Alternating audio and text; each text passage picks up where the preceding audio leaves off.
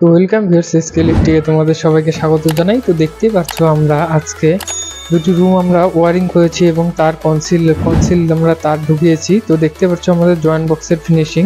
তো এখানে আমাদের দুটি পয়েন্ট বের করা আছে এবং বোর্ডের তার আমরা কেটে রেখে দিয়েছি, বোর্ডগুলি পরে ফিটিং করে নেব। তো তোমাদের দেখাবো আমি আরও।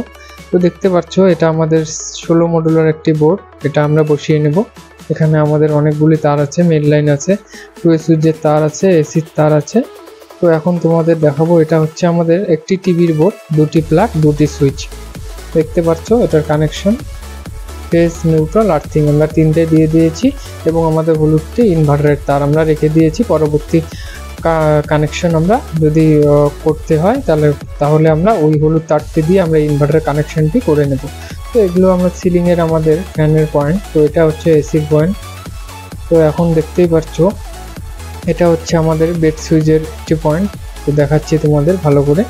তো এটা হচ্ছে বেড সুইচের পয়েন্ট। এখানে আমরা দুটি 2A সুইচ বসিয়েছি, একটি রেগুলেটর, একটি প্লাগের সুইচ, এবং আমরা একটি এসি স্টার্টার বসিয়ে দিয়েছি। তো আর একটি আমি 2A সুইচের বোর্ড তোমাদের দেখাবো, ওটাও আমাদের সেম, ওটা হচ্ছে আমাদের পরের রুমে। তো তোমাদের এখন আমি দেখাবো।